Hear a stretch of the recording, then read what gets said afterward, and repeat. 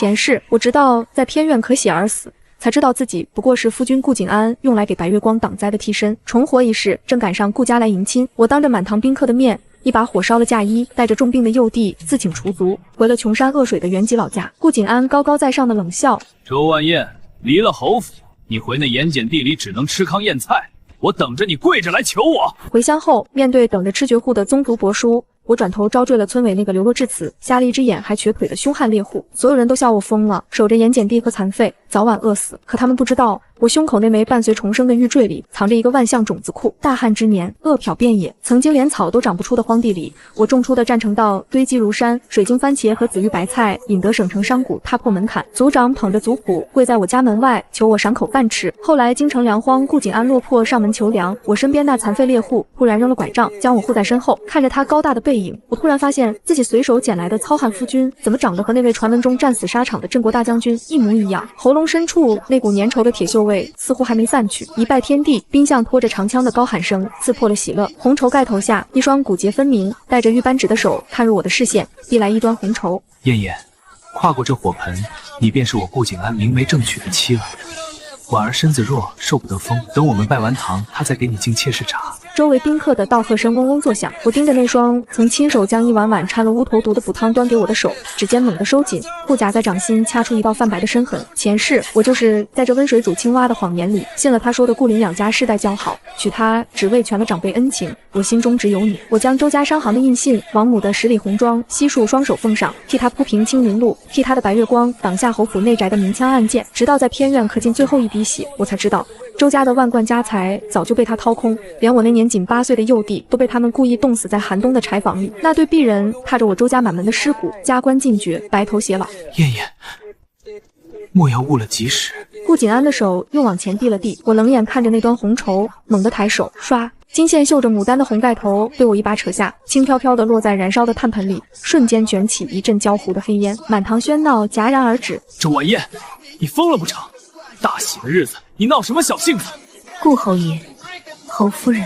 我没有理会他，径直转过身，目光冷冷扫过高堂之上端坐的公婆，最后落在被丫鬟搀扶着站在柱子后摇摇欲坠的林婉身上。她今日穿着一身素雅的月白软银青罗，发间却插着一只极其惹眼的红翡碧珠凤头金步摇，那是我王母陪嫁单子上的第一件死当之物。今日这堂我不拜了。我扬起下巴，声音掷地有声，砸在寂静的大堂里。顾老夫人猛地一拍紫檀木桌案，茶盏震得叮当乱响。周家虽是商贾出身，难道连最起码的女德规矩都没教过你？既已抬进我侯府的门，岂容你说不拜就不拜？燕姐姐可是弃我入府，千错万错都是婉儿的错。姐姐若容不下我，婉儿绞了头发做姑子去便是。万望姐姐莫要为了我伤了顾哥哥的心。婉儿，你身子不好，跪他做什么？周婉燕，你休要得寸进尺。你一个满身铜臭的商贾之女，能做侯府正妻已是高攀。婉儿知书达理，都不计较名分，委身做妾，你还有什么不满足的？我确实不满足。我看着这对前世将我生吞活剥的男女，忽然笑了。我不紧不慢地将手探入宽大的喜服袖带，抽出一本厚厚的账册，毫不留情地砸在顾景安的脚边。啪的一声闷响，账册散开，里面密密麻麻的红字账目暴露在所有宾客眼中。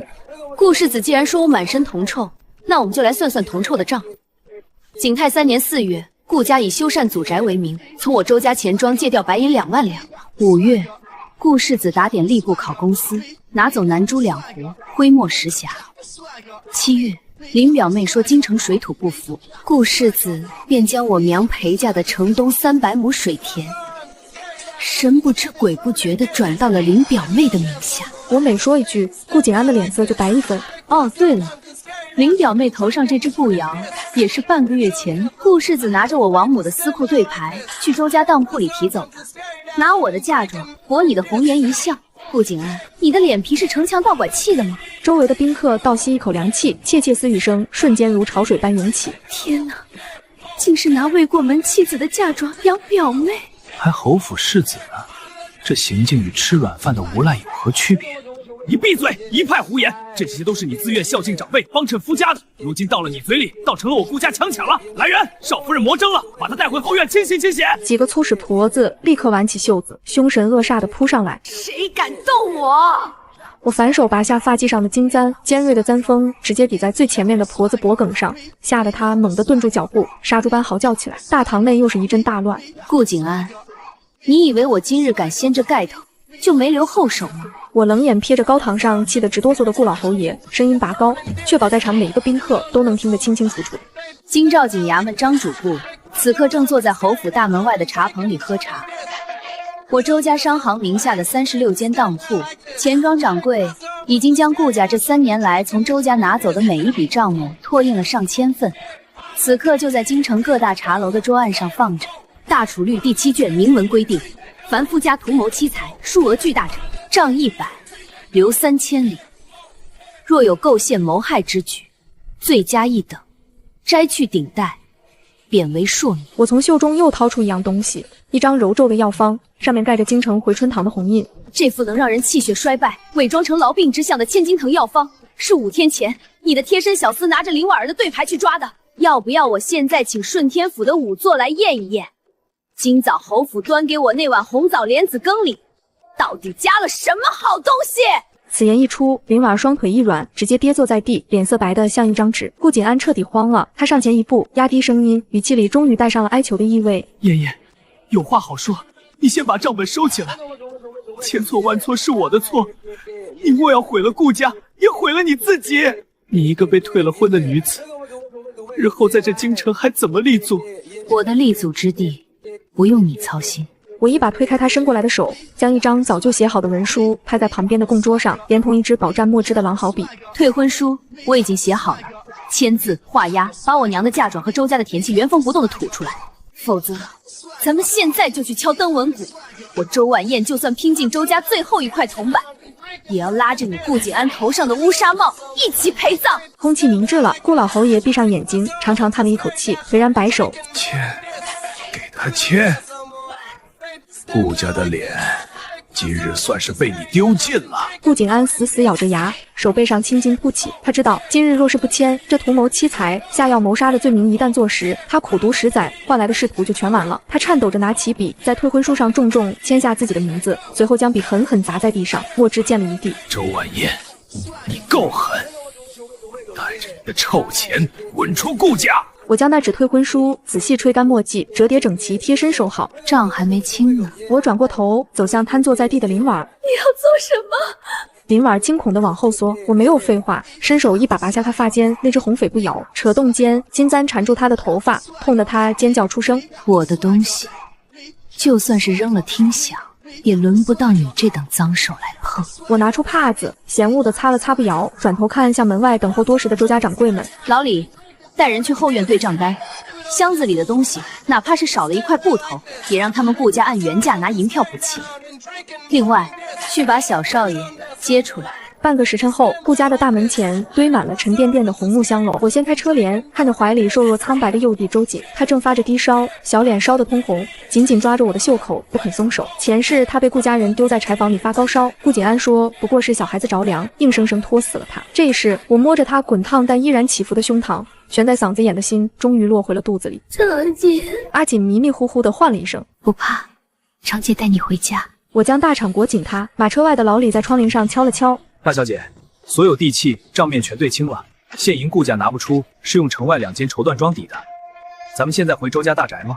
不回大宅，我那个好二叔一家只怕现在正等着看我被退婚的笑话，准备瓜分家产呢。老李，你吃我硬信，明日一早将京城所有能变现的铺面、宅院全部低价发卖，换成赤金和飞票。下午城门落锁前，我们在城南10里亭会合。大小姐，您这是要回原籍永州。话音未落，车后突然传来一阵急促的马蹄声。周婉燕，你给我停下！我挑开一点车帘缝隙，冷风灌了进来。顾景安骑着一匹高头大马，连喜服都没来得及换，气急败坏地拦在了马车前。守城门的卫兵和路过的百姓纷纷侧目，他居高临下地看着马车，眼里满是不甘和恶毒。你变卖京城产业，真以为能逃出我的手掌心？永州那穷山恶水，全是不长庄稼的盐碱地。你一个带着病秧子的弱女子，还真以为能在那吃人的宗族里立住脚？我靠在车壁上，甚至懒得露面，只隔着车帘冷笑了一声。不劳顾大人费心，我周婉燕就算是去啃盐碱地里的土，也比待在你顾家的臭水沟里强。顾景安被气笑了，他拽着缰绳，声音阴冷的像是一条毒蛇。好，好得很，周晚宴，你莫要后悔。离了京城的庇护，你回那盐碱地里只能吃糠咽菜，被那些刁民生吞活剥。不出3个月，你必会跪在侯府门前，求我收你做妾。老李，赶车。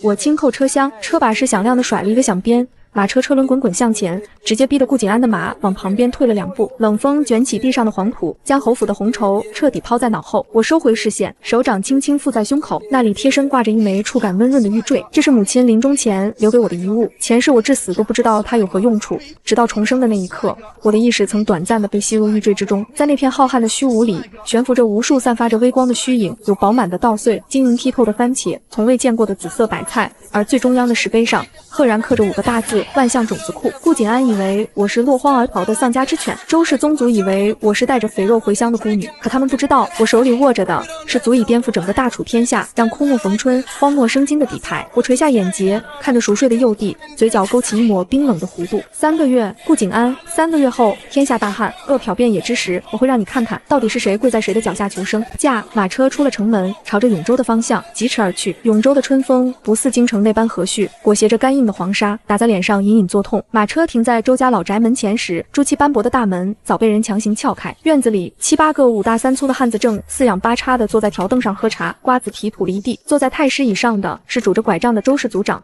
我的亲二叔周德水。哟，这不是咱们名满京城的侯府少奶奶吗？怎么灰头土脸的回来了？顾家还算大方，打发你走，还给了几箱破烂。老李上前一步，想护着我，被我抬手拦住。我牵着阿锦走入院中，冷眼环视一圈。二叔这排场倒大，只是不请自来，撬了我大房的门锁。大楚律法里，这叫入室劫掠。少拿京城那套唬我！在这永州周家村，族规就是王法。你爹死得早，如今你又被夫家休弃，带着个病秧子弟弟，这大房的门楣算是断了。按照族规，绝户的家产需交由宗族代管。念你还有几分姿色，族里给你寻了门好亲事。村头的张屠户刚死了老婆，你过门去填房。至于你带回来的田契地契，交给我，二叔替你打理大房那1000亩的盐碱地。吃绝户这3个字，在乡野间就是一把不见血的杀人刀。前世我顾念那点微薄的亲情，对他们百般忍让，换来的却是周家在永州的祖坟都被他们刨了卖地。张屠户，二叔看清楚，这是我周晚宴以女户之名在京兆尹处重立的户籍。大楚律自立女户者，财产全权自主，任何人不得干涉。你想强抢，尽管试试脖子上的脑袋硬，还是顺天府的铡刀硬。周德水脸色变了变，但身后的汉子们却纷纷站了起来，堵住了院门。山高皇帝远，拿个破纸吓唬谁？晚宴呐，你一个女人无夫无主，这院子晚上风大，若是进个贼失了火，你和这病秧子弟弟只怕连灰都剩不下。明晃晃的威胁，我没有退半步，目光扫过门外探头探脑看热闹的村民，突然扬高了声音：老李，拿笔墨，取红纸。一张崭新的红榜被糊在老宅残破的院墙上。我周万燕今日重立周家大房门户，既说我无夫无主，那我今日便当街招赘。愿入赘我周家者，签死契入周氏族谱，我包他1日3餐白面细肉，月银2两。唯一的要求，能打，替我守住院门，挡住那些企图吃绝户的疯子。50两金子，这侯府弃妇真有钱呐！快拉倒吧，得罪了族长，有钱你也花不出去。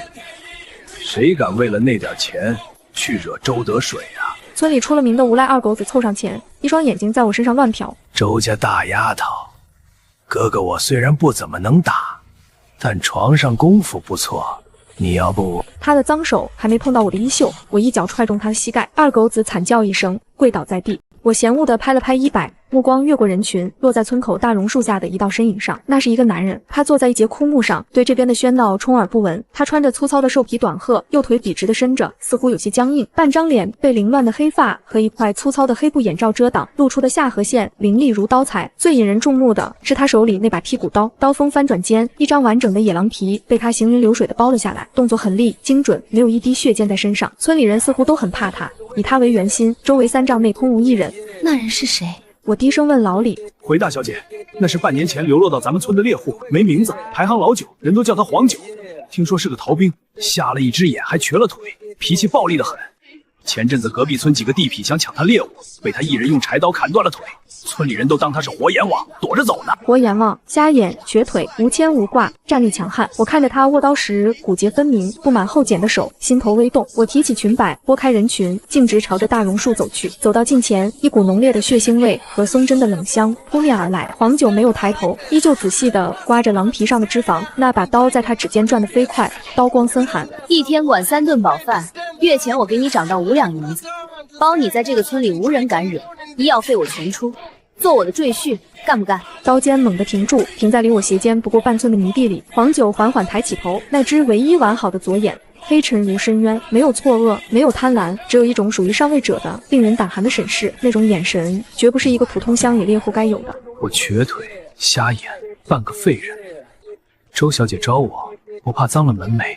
我招的是护院的刀，不是供在神龛里的菩萨。瞎眼瘸腿无妨，只要你拿刀的手不抖就行。契约婚姻，互为护盾，你替我挡住外面的明枪暗箭，我供你安身立命，衣食无忧，如何？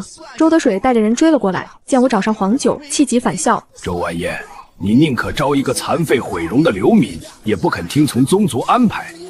黄九，我劝你别多管闲事，这周家大房的死活不是你一个外乡人能插手的。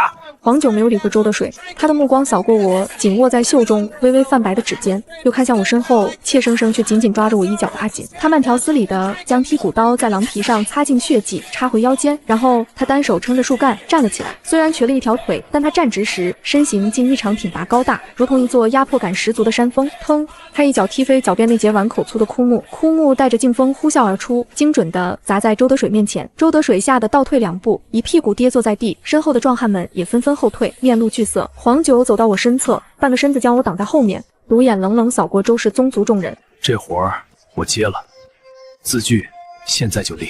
周德水气得浑身发抖，指着我们破口大骂：好，好！周万燕，你带着个残废，守着那上千亩寸草不生的盐碱地，我看你们能熬过几日？等你们饿死在院子里，这地还是我周氏宗族的。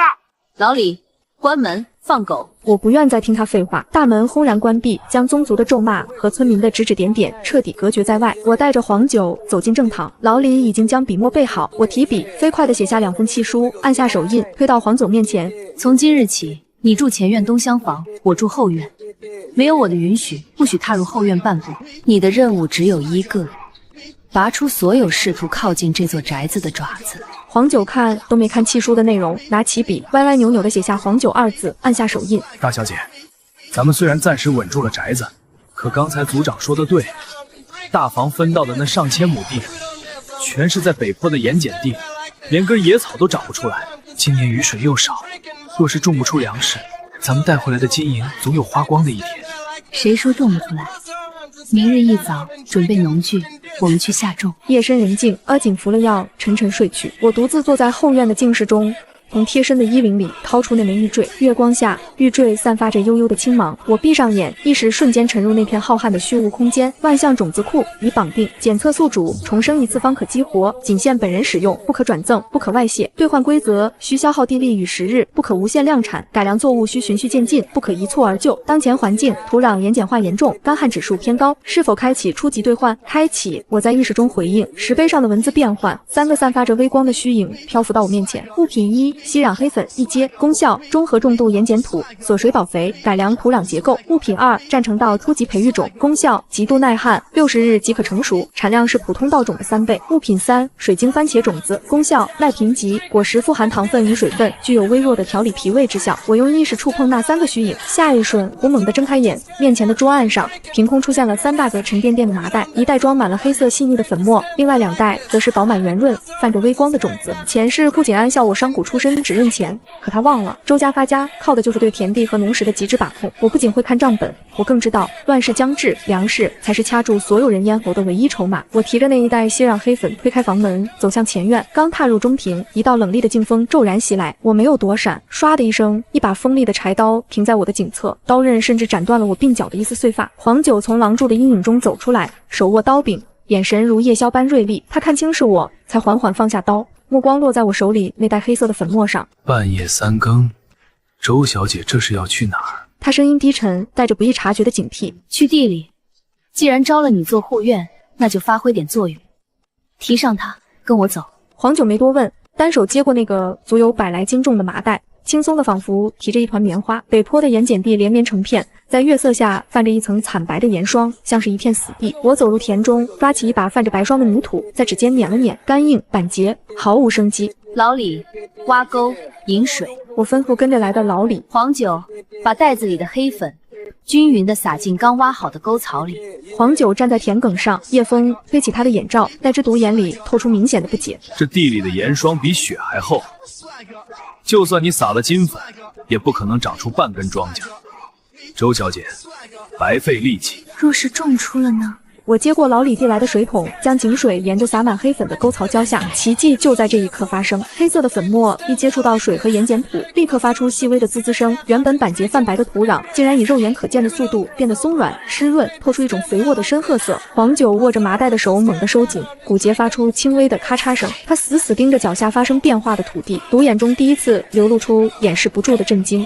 这是什么东西？他豁然抬头看向我，我拍了拍手上的泥土，没有回答他的问题，而是将另一袋战成道的种子递给他。黄九，看好这片地，不出2个月，这里会是大楚最丰饶的粮仓。干旱的气息已经在风中弥漫。顾景安、周德水，你们等着看吧，规则马上就要重写了。进入6月，永州的地界就像是被人架在了火炉上烤，整整2个月没落过一滴雨。外头连绵的田地裂开了1指宽的口子，庄稼刚冒个头就被毒太阳晒成了枯草，而我的高墙内却是一番截然不同的光景。一阵热风吹过，半人高的战成道翻滚起金黄色的浪头，沉甸甸的稻穗压弯了杆子，另一头搭起的木架上挂满了一串串晶莹剔透、泛着紫红光泽的水晶番茄。大当家，省城的前首富已经在前厅候了半个时辰了，一进门眼睛就粘在那几筐刚摘的番茄上，扣都扣不下来。我净了手，换上一身利落的青色素面行绸对金衫，还不朝前厅走去。钱万三是个胖成球的精明商人，此刻他正捏着一个洗净的水晶番茄，对着阳光端详。周当家，这物件通体如玉，入口化渣且生津止渴，在这大旱天里简直是神仙果啊！您开个价，这园子里的果子和那片金黄的稻子，我钱记商行全包了。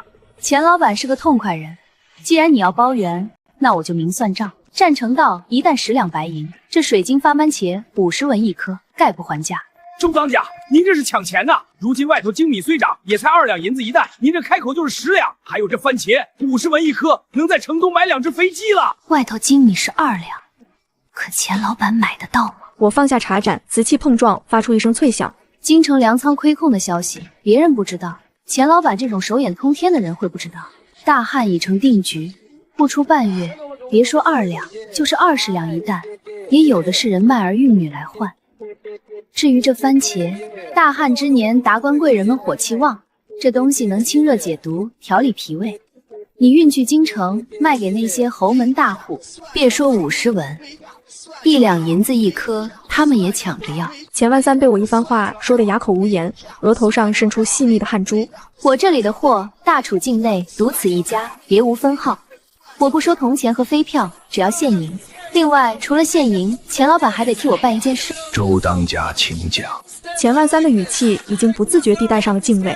替我弄300把金刚打造的开山农具，样式按我画的图纸来打。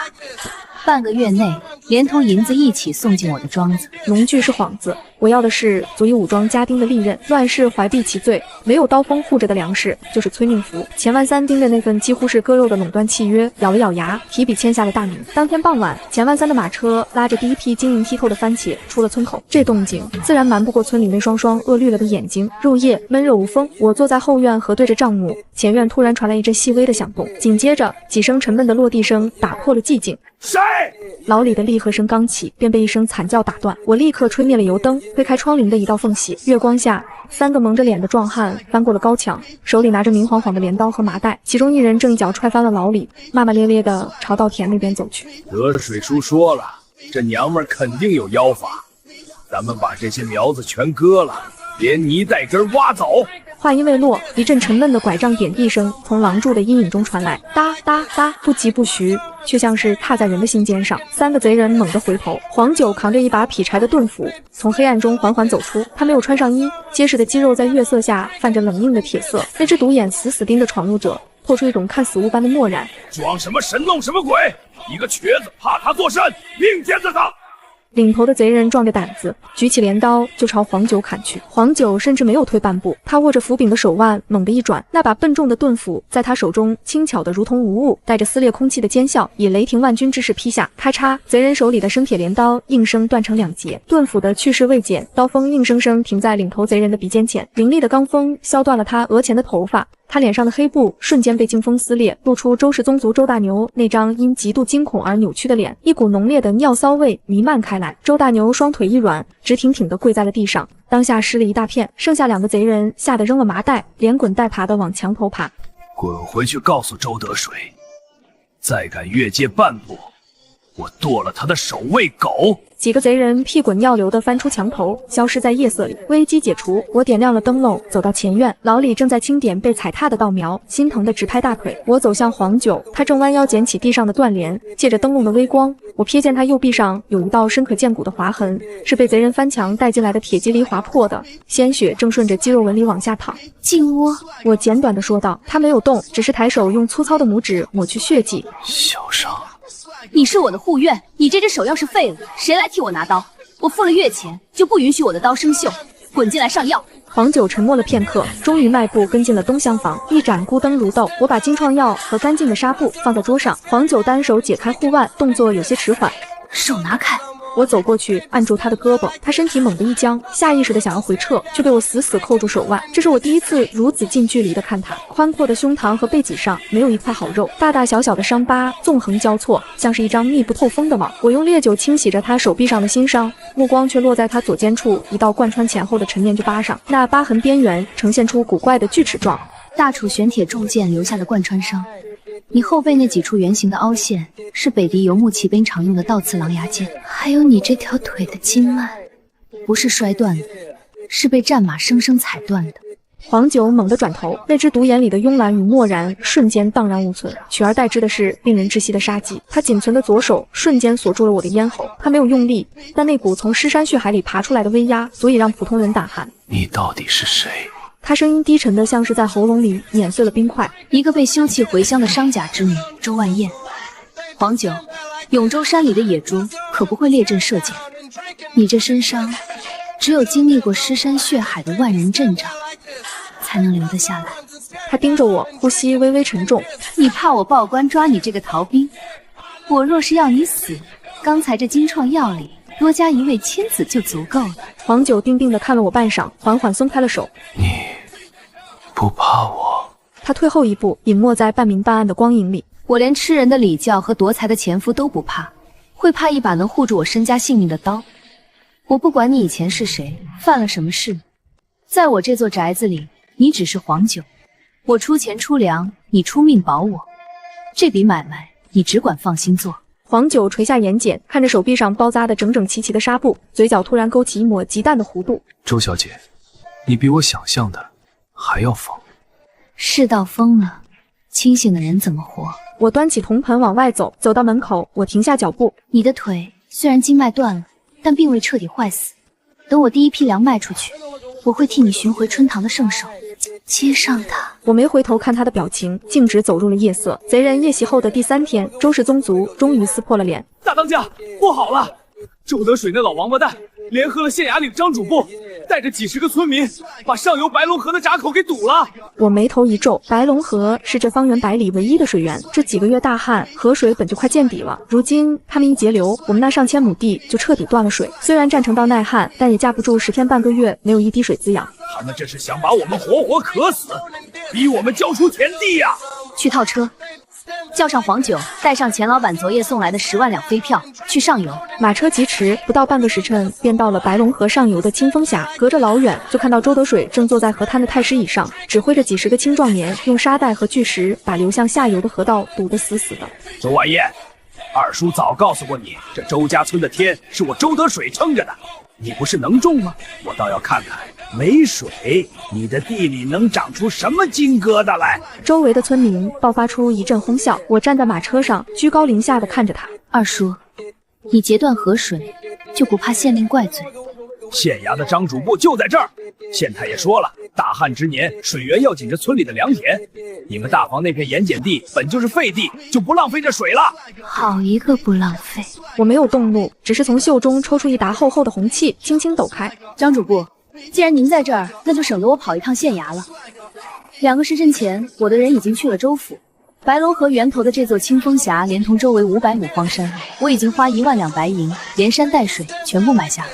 州府的大印此刻应该已经盖上了。此言一出，全场死寂。周德水的笑容僵在脸上，像活见鬼一样看着我。你放屁！1万两，你哪来那么多钱？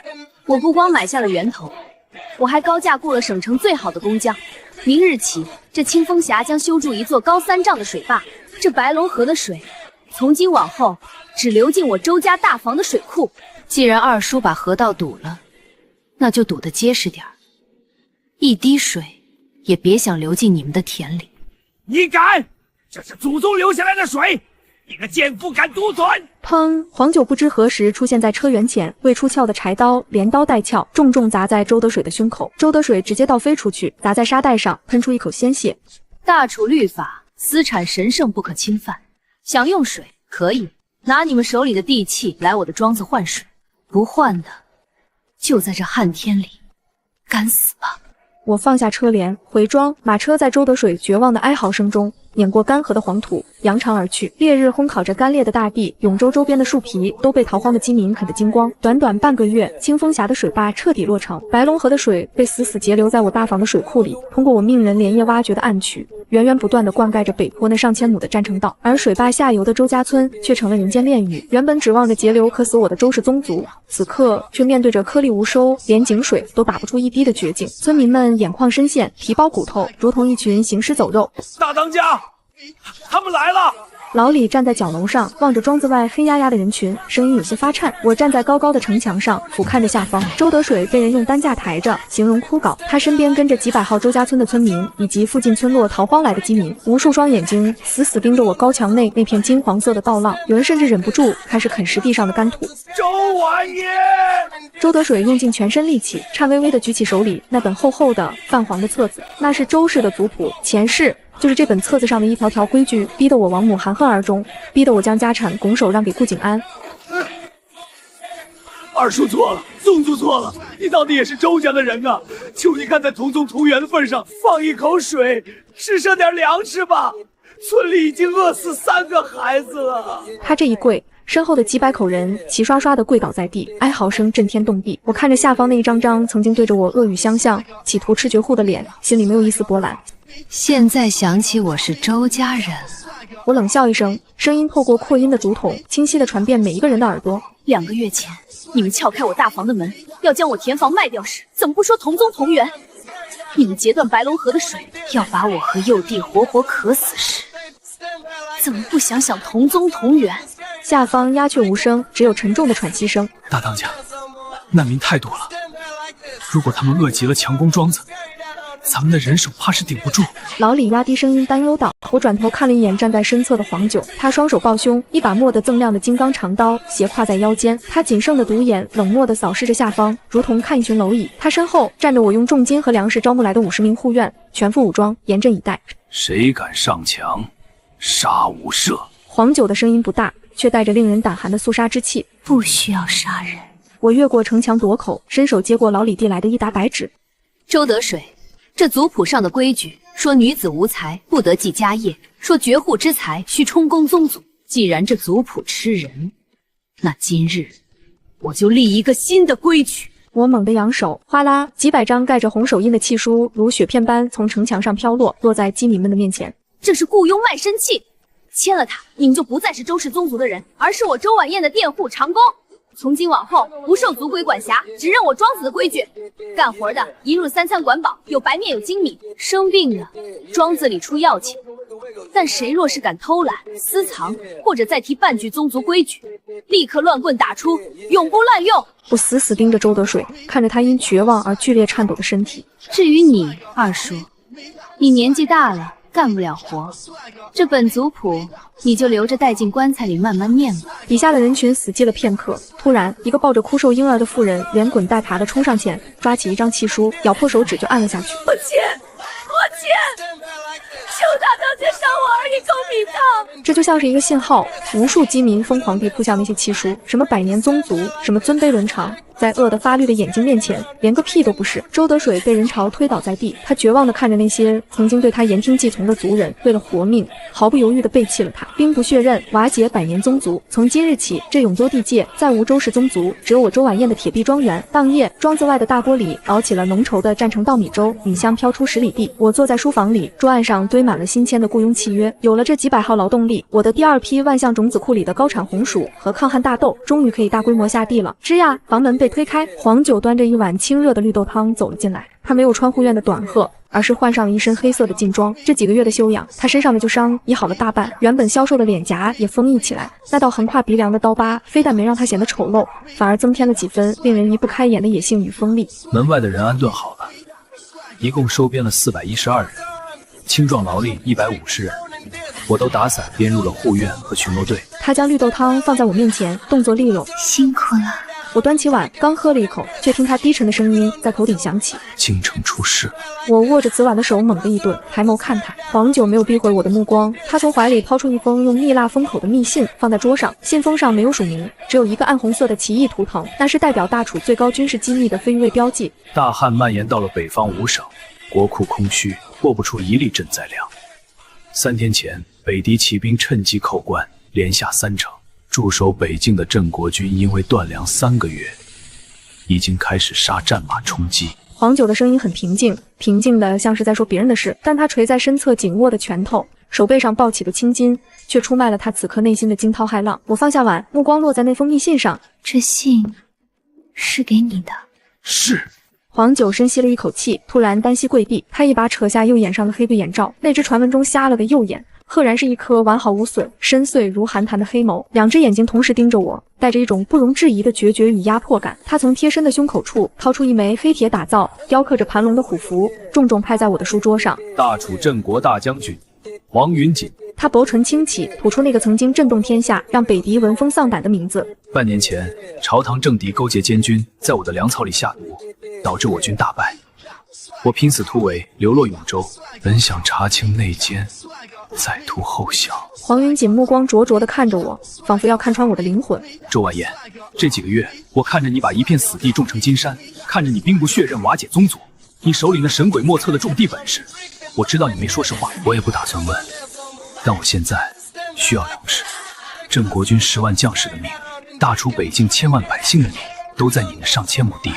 我看着那枚象征着大楚最强战力的虎符，心跳有一瞬间的漏拍。镇国大将军黄云锦，前世我死前曾听说过这个名字。他因为粮草断绝，在北境力竭战死。他死后，大楚北境沦陷，国破家亡。而那个时候，顾景安正拿着我的钱，在京城醉生梦死。原来我随手招赘的残废猎户，竟是这座即将倾覆的江山最后的脊梁。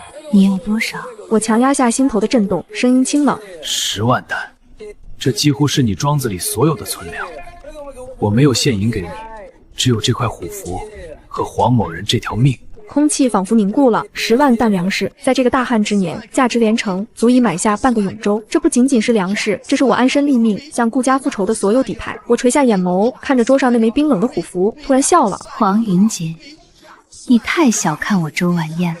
我不要你的命，我要的是这大楚的规矩，由我来定。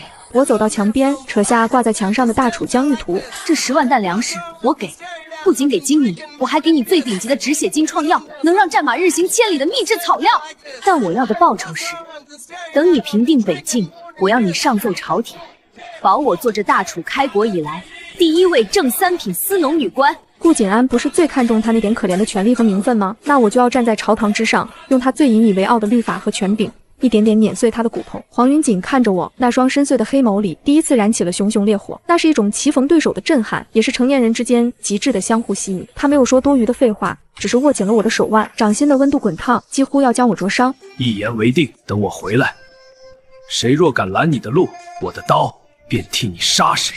3天后深夜，我将库存粮食一分为2，5万担先行启运，由亲信队伍护送北上支援郑国军，另5万担留在庄内应急，对外只字不提援粮之事。100辆黑布重车悄然驶出庄园，车上载着先行出发的粮草与药材。黄云锦换上了当年那身破旧却洗得发白的铠甲，临行前他没有拥抱，也没有告别，他只是将他那把防身的金刚短刀沉默地挂在了我的腰间。我留了50名非余卫的暗桩在庄子周围，这把刀见血封喉，照顾好自己。说罢，他翻身上马，带着那支决定大楚国运的车队，消失在北上的茫茫夜色中。他走后的第7天，永州城彻底乱了，大旱引发的饥荒终于掩盖不住。朝廷派了钦差大臣南下筹粮。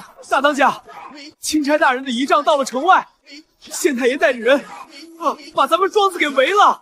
钦差，我正在核对秋波的账目，头也没抬。是京城来的，说是奉了圣旨，要征调咱们庄子里所有的存粮充公。带头的那位钦差大人是顾景安顾侯爷。顾景安，我握着毛笔的手微微一顿，一滴浓墨落在账册上，晕染成一朵黑色的花。前世他踩着我的尸骨爬上高位，今生他在京城得知我靠种田发了家，便迫不及待地拿着圣旨想来强抢我的救命粮。我放下笔，拿起一块湿帕子，慢条斯理地擦干净指尖的墨迹。更衣。我站起身，取下腰间那把黄云锦留给我的金刚短刀，走，去会会我这位不要脸的前夫。庄子外旌旗蔽日，几百名穿着明光铠的州府官兵将我那2丈高的围墙围了个水泄不通，阳光刺目。县令张大人正点头哈腰地站在一辆华贵的紫檀木马车旁，大门缓缓打开，我带着老李和几10名护院，面色冷硬地走了出来。马车帘子掀开，顾景安踩着太监的脊背走下车。半年未见，他清瘦了些，但身上那股子自命清高、不可一世的世家做派却比在京城时更甚。他穿着绯色仙鹤补紫的官服，手里握着一卷明黄色的圣旨。当他的目光落在我身上时，先是闪过一丝难以置信，随后眼底迅速涌起一股夹杂着惊艳与嫉恨的复杂情绪。在京城时，我为了迎合他那素雅端庄的喜好，总是穿得老气横秋，将自己熬成了一个面黄肌瘦的内宅怨妇。而此刻，我穿着一身干练的月白暗纹劲装，长发高高竖起，腰间挂着金刚短刀。阳光下，我的眼神冷冽的像冰，哪里还有半点当初那副任人揉捏的替身模样？周晚宴，半年不见，你这日子过得倒还算体面。当初你负气出走，我也懒得与你计较。如今国家危难，我奉皇命来江南筹粮，只要你把这庄子里的粮食全部交出来，填补国库亏空，我可以在陛下面前保你一个义民的牌坊。他顿了顿，声音压低了几分，换上一副自以为深情的嘴脸。婉儿前2日小产了，身子伤了根本，大夫说恐难再孕。燕燕，你若是这次立下大功，随我回京，我不仅可以烧了那份退婚书，还能让你重新做回我的平妻，侯府的主母之位依然是你的。我看着他这副恶心至极的嘴脸，差点笑出声来。平妻？我挑了挑眉，目光像看一个跳梁小丑。对，这是你能得到的最好结果。你一个抛头露面的下堂妇，还真想在这乡野之地招蜂引蝶，孤独终老不成？交出粮食，我带你回京，享一辈子荣华富贵。顾大人是不是记性不太好？半年前在京城顾家大堂上，那份退婚书是你亲手签的。你拿我的嫁妆养外室，甚至给我下毒，这些账可是都在顺天府备了案的。你想烧退婚书，顺天府的抵挡你也烧得掉吗？周晚宴，你别给脸不要脸！本官此次南下，乃是奉了圣谕筹措军粮。如今北境战事吃紧，郑国军断粮，大楚危在旦夕。这庄子里囤积了数万担粮食，若是不交，便是囤积居奇，通敌叛国的大罪。本官有权立刻将你满门抄斩。周围的官兵齐刷刷地拔出腰刀，刀光在烈日下闪烁着森寒的光芒。县令张大人在一旁擦着汗，连声呵斥：周氏，钦差大人面前还敢放肆？还不快打开粮仓，听候发落！老李和护院们立刻握紧了手里的兵器，气氛剑拔弩张。我却没有退缩半步。我看着顾景安那张自以为胜券在握的脸，突然扬唇一笑：筹措军粮？顾大人，你口口声声说郑国军断粮，大楚危在旦夕，可我怎么听说就在昨日，兵部的800里加急军报已经送入了京城？顾景安愣了一下，眉头紧皱：什么军报？本官离京半月，何来军报？你一个乡野村妇，也敢妄议朝政？妄议朝政？不，我只是在陈述事实。我从袖中抽出一份盖着兵部红印的拓本，这是昨夜黄云锦留下的飞鱼卫暗桩，通过秘密渠道刚刚送达的。就在5天前，镇国大将军黄云锦亲率3万铁骑夜袭北敌大营，斩首5万，生擒北敌左贤王。郑国军不仅没有断粮，反而粮草充足，士气如虹。他们吃的是江南最好的战程道，用的是能让战马日行千里的特制草料。顾大人，你现在拿着一份已经过期的圣旨来我这里筹措军粮，你筹的到底是哪国的军粮？此言一出，全场哗然，县令张大人的腿都软了，不可置信地看着顾景安，周围的官兵也开始面面相觑。北境大捷，郑国军有粮，那他们跟着钦差来这里强抢，算怎么回事？顾景安的脸色瞬间变得煞白，他死死盯着我手里的拓本，厉声咆哮：不可能，这绝不可能！户部根本没有拨发一粒粮食给北境，郑国军怎么可能会有粮草？你这是伪造军报，罪加一等！来人，把这妖言惑众的奸夫给我拿下！几个心腹官兵立刻如狼似虎地扑上来，谁敢动他啊！一声惊雷般的怒吼从官道尽头炸响，紧接着是一阵地动山摇的马蹄声。100名身披重甲、手持长枪的玄甲铁骑，如同一道黑色的闪电，瞬间撕开了州府官兵的包围圈。那股从尸山血海中淬炼出的恐怖杀气，直接让州府的那些杂牌军吓得扔了兵器，连连后退。马蹄声停歇，队伍正中，一匹神骏的黑马跃众而出，马背上的男人一身玄色蟒袍，腰配象征大楚最高武将权柄的盘龙重剑，那张犹如刀削斧凿般凌厉的面容上，再也没有了那块破旧的黑布眼罩，一双深邃的黑眸冷若寒星，扫视全场。是黄云锦，他没有死在北境，他带着无上荣光回来了。顾景安在看到那张脸的瞬间，双腿一软，直接跌坐在地上，手里的圣旨滚落到了尘土里。郑国大将军。顾景安浑身抖得像筛糠，连句完整的话都说不出来。他虽然没上过战场，但在朝堂之上，谁人不识这位连皇室都要忌惮3分的杀神？黄云锦翻身下马，看都没看瘫在地上的顾景安一眼，他大步穿过人群，径直走到我面前，那双杀伐果断的眸子在触及我的瞬间，化作了一池春水。他目光扫过我腰间那把短刀，嘴角微微勾起。周当家，他声音低沉，带着一丝不易察觉的温柔。我来迟了。我看着他风尘仆仆却依旧挺拔的身影，紧绷的神经终于放松下来。不迟，刚刚好。黄云锦转过身，面向顾景安，刚才那抹温柔瞬间消散，取而代之的是令人窒息的威压。顾景安，你拿着筹粮的圣旨，在这里耀武扬威，你可知你口中那个要被你满门抄斩的女人，刚刚救了本将军的命，救了北境10万将士的命。顾景安惊恐地瞪大眼睛，目光在我和黄云锦之间来回游移。你们？1个月前，是周当家倾尽所有，无偿捐赠10万担粮草，才解了郑国军的燃眉之急。就在昨日，圣上你在早朝上下达圣旨，封周完燕为大楚正3品司农女官，总督江南5省粮务。顾大人，大楚律法以下犯上，威逼朝廷命官，该当何罪？你是想死在我的剑下，还是想被拖去菜市口千刀万剐？顾景安彻底崩溃了，他引以为傲的官阶，他试图用来碾压我的圣旨，在绝对的实力和黄云锦带回的无上军功面前，像纸一样脆弱。黄将军，饶命！下官不知，下官真的不知周大人是司农女官了。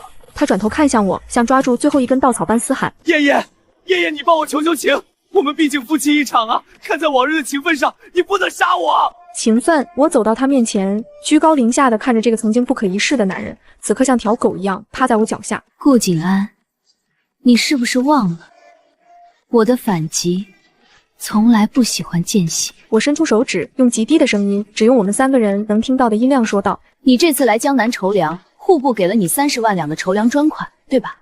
你明知京城粮价飞涨，百姓无粮，却为快速敛财巩固权势，把官银全数投给二叔，做江南生丝投机，想靠垄断暴利彻底掌控朝堂，想借着大旱倒卖生丝大赚一笔，然后再拿空头银票去强征百姓的口粮，填补亏空。顾景安的瞳孔猛地收缩，整个人如遭雷击。你怎么知道？我怎么知道？前世你就是靠着这笔生丝生意，彻底垄断了江南的商路，赚得盆满钵满，踩着无数饿死的百姓，爬上了内阁首辅的位子。可惜这一世江南的商路我说了算。2天前，我已经联合省城钱万3等18家商行，抛售了50万匹囤积的陈年生丝。江南生丝的价格已经跌破了底价，你二叔的生丝生意彻底破产。你挪用的那30万两户部官银，血本无归。顾景安瘫坐在地，脸色死灰，眼底的光彻底熄灭了。他知道挪用军饷、筹粮不利、亏空国库这3项罪名加起来，顾家不仅要被抄家，他更要面临诛九族的大罪。我没有杀他，但我剥夺了他最在乎的权势、地位，将他引以为傲的家族彻底碾碎。这种不见血的绞杀，比一刀杀了他更让他生不如死。黄将军，此人贪墨军饷，图谋不轨，烦请将军将他押解回京，交由3法司会审。黄云锦看着我，眼底闪过一丝毫不掩饰的赞赏。他收剑回鞘，一挥手，拿下，打入死牢，押送回京。2名如狼似虎的玄甲卫立刻上前，像拖死狗一样将烂泥般的顾景安拖了下去。顾景安被带走后，张县令和那些官兵早就吓得作鸟兽散，庄子外恢复了平静。夕阳的余晖洒在高高的城墙上，给周遭的一切镀上了一层金红色的光芒。黄云锦遣散了铁骑，独自站在我面前。他从怀里掏出一卷明黄色的圣旨，郑重地递给我。这是你的正3品司农女官任命诏书。周晚宴，你做到了。从今往后，这大楚的粮仓你说了算。我接过那沉甸甸的圣旨，手指轻轻抚过，上面代表着无上权力的玉玺印章。前世我死在那暗无天日的偏院里，以为女子的命运只能依附于男人。今生我靠着一己之力，用一把种子换来了这足以颠覆天下的权柄。我抬起头，迎上黄云锦那双深邃的眼眸。黄将军，你这算不算是吃我的软饭？我挑了挑眉，难得的开了一句玩笑。黄云锦先是愣了一下，随后爆发出一阵低沉浑厚的笑声。他上前一步，突然伸手将我耳畔一缕被风吹乱的碎发别到耳后。这个动作极其克制，却带着一种难以言喻的亲昵与霸道。大楚第1女官的软饭，别人求都求不来，我不仅要吃，还要吃一辈子。不知周大人肯不肯赏这个脸？他没有说任何海誓山盟的废话，但那双眼睛里却写满了只属于成年人之间的势均力敌的极致拉扯。我看着他，正要开口，身后突然传来老李焦急的呼喊声：“大当家，不好了！京城那边出大事了！”老李举着一封飞鸽传书，跌跌撞撞地跑过来。黄云锦的眼神瞬间冷了下来，他接过纸条，展开一看，脸色骤变。怎么了？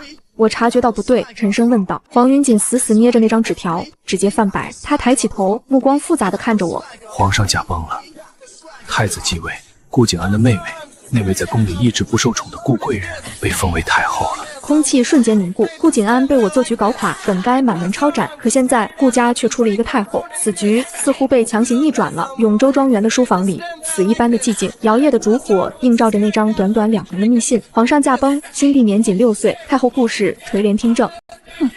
顾家倒是好命，眼看就要被诛九族，竟然还能枯木逢春，飞上枝头。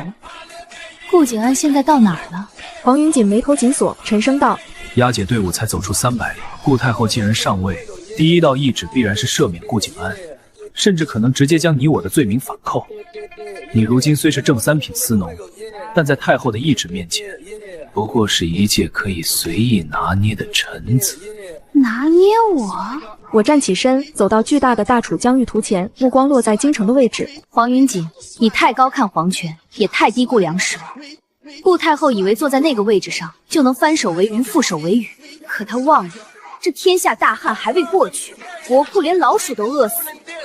她手里没有一粒米，拿什么养她那高高在上的皇权？你想怎么做？黄云锦看着我，黑眸中闪过一丝锋芒。见血的屠杀。我走到书桌前，铺开一张空白的宣纸，提起狼毫。他要救顾景安，必然要先稳住朝局，稳住朝局就需要钱和粮。钱万三的商会垄断了江南70%的米面铺子，我手里的万象种子库掌握着大楚唯一优质粮源。黄云锦，你敢不敢陪我，在这大楚的龙椅上放一把火？黄云锦没有丝毫迟疑，他大步上前，单手附在我的手背上，他的掌心温热粗糙，带着常年握剑的茧子，稳稳地包覆住我握笔的手。镇国军10万铁骑，任凭周大人调遣，这天下谁当皇帝我不在乎，我只要你周万燕站在这世间的最高处，无人敢欺。我看着他近在咫尺的坚毅面庞，反手握住了他的手腕。好，那我们就去京城收网。半个月后，京城太和殿新帝登基的大典刚刚草草结束，大旱导致的饥荒已经蔓延到了天子脚下，城外饿殍遍野，城内米价1天3涨，甚至出现了一子而食的惨剧。太后顾氏坐在垂帘之后，看着殿下跪着的满朝文武，脸色铁青。国库空虚至此，你们这群酒囊饭袋就拿不出一点办法吗？他尖锐的声音在大殿内回荡。顾景安站在文臣之首的位置，虽然换上了一身崭新的紫袍，但脸色依旧苍白，眼底透着掩饰不住的虚弱与癫狂。半个月前，他还在囚车里等死；半个月后，他成了当朝首辅，太后亲兄。这种极致的过山车，让他对权力产生了扭曲的渴望。太后息怒，微臣以为如今之计，留有向江南征调粮草。那永州周万燕虽被先帝封为司农，但其囤积居奇，意图谋反。太后只需下旨，剥夺其官职，命郑国大将军黄云锦带兵查抄其庄园，所得粮食足以解京城之困。他在赌黄云锦作为大楚武将，不敢违抗太后的意志，赌我一个女人在绝对的皇权面前，只能束手就擒。首辅大人这算盘打得可真是响啊！一声清冷的声音突兀地从大殿外传来，满朝文武齐刷刷地回头。殿门外，我穿着那一身正三品司农的绯色官服，头戴乌纱，脊背挺得笔直，一步步跨入这象征着大楚最高权力的殿堂。在我身旁是披坚执锐、一身玄甲的黄云锦，他手按剑柄，犹如一尊不可撼动的杀神，护在我的身侧。我们身后是没有圣旨便强行入宫的300飞鱼卫，大殿内的气氛瞬间凝固到了冰点。大胆周万燕，没有诏书竟敢擅闯太和殿！黄云锦，你带着兵器上朝，是想造反吗？顾景安指着我们，声嘶力竭地吼道。黄云锦冷笑一声，拔出腰间重剑，铮的一声插在大殿的青砖上，火星四溅。大楚开国太祖遗训，郑国军主将可见履上殿。顾首辅，你若不懂规矩，本将可以亲自教教你。那股浓烈的杀气吓得顾景安倒退2步，险些绊倒。我没有理会他，径直走到大殿中央，抬头看向垂帘后的顾太后。臣正三品司农周万燕，奉先帝遗命，总理天下粮物。今日上殿是来给太后、给满朝文武算一笔账。5日前，京城所有的粮铺突然全部关门歇业，不是因为没粮，而是因为我周万燕下达了停售的死命令。此言一出，群臣哗然。这5天，京城米价飙升了10倍，连这些朝廷命官家里都快揭不开锅了。原来这一切的幕后黑手，竟然是眼前这个女人。你好大的胆子！你敢断绝京城粮道，哀家现在就下旨诛你九族！太后尽可以下旨，只是太后下的旨意能让地里长出粮食吗？我猛地合上账册，声音掷地有声。大楚18省的商道、粮库，如今有7成捏在我手里，剩下的3成掌握在前首富等江南商会手中。就在我进京前，我已经与商会签下死契。若我在京城有任何闪失，江南5省的所有粮仓将就地焚毁，天下商家永不入京。死寂，死一般的寂静，所有人都被这近乎疯狂的底牌震慑住了。焚毁粮仓，永不入京，这是要拉着整个大楚的江山给他陪葬啊！顾景安指着我，手指颤抖得像风中的落叶。疯子，你这个疯子！你以为你用这种手段就能逼皇室就范？黄云锦，你身为大楚将领，就眼睁睁看着这妖妇祸乱朝纲！黄云锦连眼皮都没抬一下，他拔出地上的重剑，反手握住剑柄，剑锋直指顾景安。周大人祸乱朝纲，我看祸乱朝纲的是你顾家吧？顾景安，你挪用军饷30万两，导致国库亏空，太后为保你，不惜在先帝大丧期间大肆卖官诱举，这笔账天下人都看着。他从怀里掏出那沓我早就在江南收集好的顾家贪墨和卖官的铁证，狠狠砸在顾景安的脸上。郑国军10万铁骑，只认理不认人。周大人出粮救了我的兵，他就是大楚的恩人，谁敢动他？先问问我手里的剑，答不答应？顾景安被砸得头破血流，跌坐在地，看着那些散落的罪证，彻底面如死灰。他抬头看向我，直到这一刻，他才终于明白，当初那个在他面前唯唯诺诺、任他揉捏的替身主母，早已经成长为了一个他甚至连仰望都不配的参天大树。你到底想要什么？垂帘后，顾太后终于妥协了，声音里带着掩饰不住的恐惧与颓然。我要顾家满门抄斩，以谢天下。我声音平静，却带着不容置疑的绝杀。江南18省商行半数粮商已与我立下同生共死之约。今日我要的是先帝册封的司农女官之制正式入律，永为定制。天下农桑、粮物、屯垦由我专管，不受后宫与私党干涉。太后若是答应，城外我准备的30万担救命粮立刻入库，京城之危顷刻可解。若是不答应，我微微一笑，那笑容在顾家人眼里不亚于催命的无常。大楚的江山，既然顾家坐不稳，换个人坐也未尝不可。太和殿内，群臣瑟瑟发抖，无一人敢出言反驳。在绝对的实力和粮食垄断面前，所谓的皇权、规矩都成了不堪一击的笑话。顾景安绝望地闭上了眼睛，他知道他彻底完了。他费尽心机爬上了首辅之位，甚至连1天都没坐热，就被我轻描淡写地碾碎成了齑粉。3天后，太后下发罪己诏，顾景安贪墨军饷，卖官鬻爵，罪证确凿，剥夺官职，满门抄斩。其妹顾太后被幽禁冷宫，终生不得踏出半步。行刑那天，京城下起了初冬的第一场雪，菜市口人山人海，百姓们纷纷拿着烂菜叶和石块砸向囚车里的顾景安。我站在远处的酒楼雅阁上，推开窗，静静地看着这一切。曾经高高在上的侯府世子，当朝首辅，此刻披头散发，带着沉重的枷锁，浑身散发着恶臭。当刽子手举起鬼头刀时，他似有所感，突然抬起头，隔着茫茫飞雪看向了我所在的窗台。那一眼里有懊悔，有绝望，也有对死亡的极度恐惧。我没有躲避他的目光，只是端起桌上的热茶，轻轻抿了一口，咔嚓，随着一声沉闷的声响，鲜血染红了洁白的雪地。曾经那个试图用规矩和礼教使我绝户的顾家，轰然倒塌，止于满地白霜。我放下茶盏，长长的呼出了一口浊气。前世的仇，今生的怨，在这一刻彻底烟消云散。大仇得报，周大人怎么看起来并不怎么高兴？身后传来低沉的脚步声，黄云锦解下身上的玄色大氅，走上前，自然而然地披在了我的肩上，顺手替我系紧了领口的带子。他今日没有穿铠甲，而是换上了一身暗金线绣着盘龙纹的玄色长服，褪去了几分战场上的杀气，却多了几分令人心悸的沉稳与霸道。只是觉得这大楚的天下百废待兴，万象种子库里还有许多能抗寒高产的作物没有培育出来。接下来，我要让这大楚再无一人饿死。黄云锦看着我，那双深邃的眸子里涌动着毫不掩饰的情愫。他没有说任何多余的话，只是从怀里掏出一个紫檀木的匣子，递到我面前。这是什么？我黄家所有的身家。他打开匣子，里面躺着的不是金银珠宝，而是镇国大将军府的私印，10万镇国军的粮草调拨令，以及一张大红的庚帖。你说过，你的规矩，你来定。黄云锦单手撑在窗台上，将我困在他与窗棂之间，微微低头，鼻尖几乎要触碰到我的额头。他的呼吸带着冬日特有的清冷与灼热，声音低哑的致命。周万燕，镇国将军府的护院，我干够了。现在，我想换个身份。我心跳漏了一拍，却依旧保持着面上的平静，挑眉看他。黄将军想换什么身份？皇室忌惮你手握天下粮仓，忌惮我手握10万重兵。既然如此，不如我们把这盘棋做死。他目光灼灼，眼底燃烧着野心的火焰。你做你的大楚财神爷，我做你的护国大将军。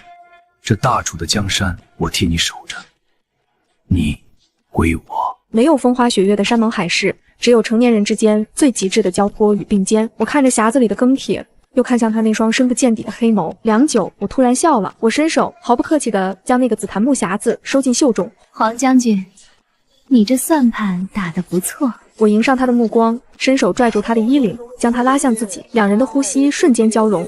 以后黄家，我说了算。黄云锦先是一愣，随即眼底爆发出极其夺目的光彩。他反手揽住我的腰，将我紧紧扣在怀里。窗外大雪纷纷扬扬地落下，覆盖了前尘所有的污浊与血泪。在这权谋与生存的修罗场里，我没有依靠任何人的施舍，用一把种子种出了这盛世天下，也种出了一个与我势均力敌、顶峰相见的灵魂。